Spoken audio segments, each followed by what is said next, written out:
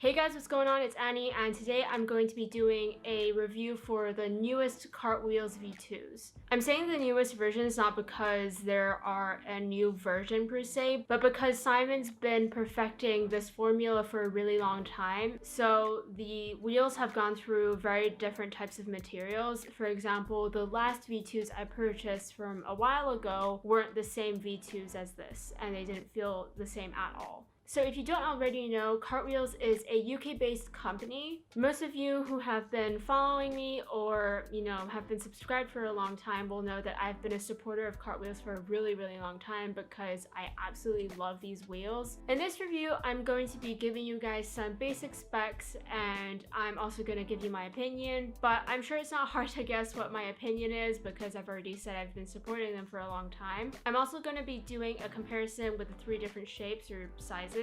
So the minis, the classics, and the mega cores. Cartwheels are nylon single bearing wheels. Out of all the formulas, I think this is genuinely the best one, and I'm not just saying that because it's what's available. I'm saying that because they're just my favorite, and as I continue on with the review, you'll understand why.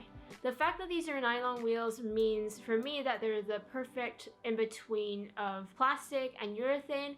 I'm not saying that they feel like a combination of both, but I just think that it's the perfect middle ground. Despite being nylon and not urethane, these wheels are still very grippy without making your board feel heavier. So that can be a good thing or a bad thing. I used to do this thing with oak wheels where I would put them on decks that were really, really light because I needed to add a bit more weight to the board as a whole. But like I said, you won't be able to make your board feel heavier with Cartwheels. But that also comes with advantages. So a few weeks ago, I switched my J4 wheels, my flat face J4s, for these mega cores.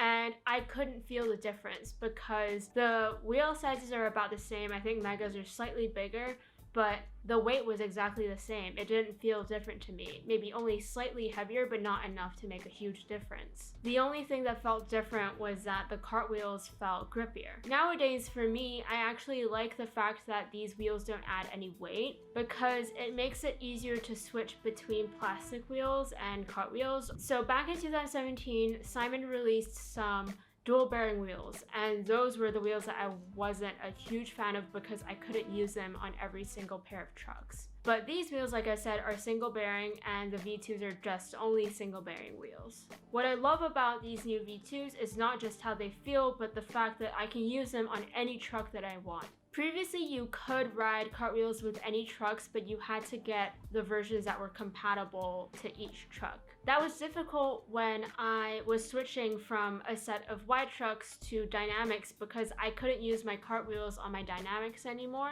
But now with this version, I can switch my megas, which are on dynamics, with any other wheels that are on wide trucks. And to clarify, you can obviously ride them on Black River trucks as well. Now onto the size comparisons. So the classics are 7.2 millimeters, the mega cores are 8.5 millimeters, and the mini cores are 6.5 millimeters. The core size doesn't change, obviously, it's just the white nylon part that changes size. In terms of the shape of the wheels, I'd say that all 3 sizes are pretty flat in that they feel kind of like Bose STF V2s. I don't mean that they feel like that, they just look like them. And what I mean by that is that the outside is very, very flat, and I'll just show you guys like a quick comparison so you can see. But I will say it is a lot more obvious on the mega cores. If I had to compare the shape of the wheels to any other brand, I'd say that these look more like flat face BRR edition or J4 wheels because they're more flat and boxier rather than, say, G6As. What I find most interesting about these wheels is that even though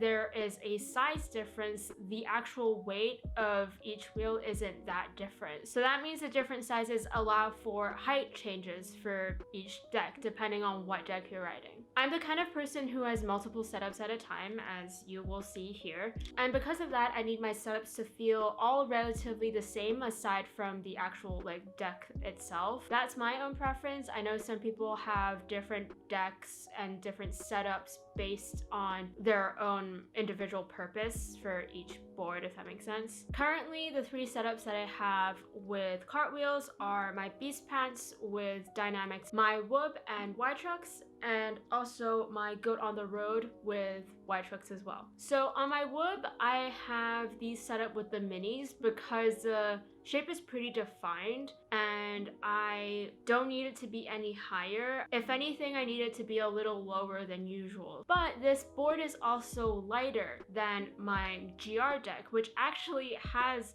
the deepest shape out of my 3 setups here. But because this is the heavier board, I decided to set this up with the classics because even though the shape is slightly higher, because the board is a little bit heavier, I wanted the wheels to add a bit of height. And what happens essentially is that if I were to switch between these 2 boards, like I said, it all relatively feels the same. These 2 boards are also both set up with Y-Trucks, so that's another thing to keep in mind. Whereas with this setup, I have Dynamics on here, and Dynamics are lower trucks and heavier trucks, so I have Megacores on here because I want the board to feel around the same height as my GR or my Whoop. Essentially what I'm trying to illustrate here is that I've set up different sizes of wheels based on my needs on each setup or deck. So the last part of this review, I'm just gonna do a spin test and a squeak test because for whatever reason, that's something that matters to people. I'm pretty sure it's just for the gimmick, but anyway, here you go.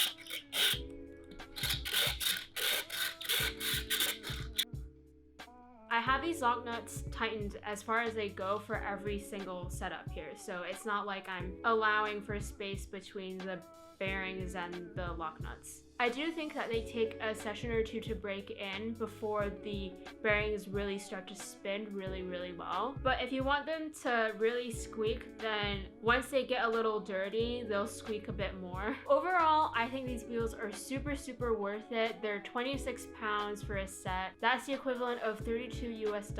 I've said it before and I'll say it again, but I think these are the most unique wheels to ever exist in the Fingerboard game. Nobody makes wheels even close to similar to Cartwheels, and if someone does, then it's clear that they're copying Simon. So if you don't own a set, I highly recommend getting yourself a pair because you will not regret it. Not only are the wheels amazing, but Simon is such a nice company owner. He really cares about his craft and he puts so much work into the company. Whatever Simon decides to do, I'm sure it'll be great. And as far as I'm concerned, I'm gonna be supporting this company for as long as I'm fingerboarding. Alright, I'm really sorry this video was really long, but I just wanted to be as thorough as I possibly could. If you would like to get yourself a set of Cartwheels, go to the link in my description. Be sure to follow Simon at Cartwheels FB. You want to make sure to keep up to date in case there are new stocks. And if you enjoyed this video, please give it a thumbs up and subscribe if you haven't already. And remember to follow me on Instagram at anayanfb.mov. That's it for today's video. I hope you enjoyed it and I'll see you guys in the next one.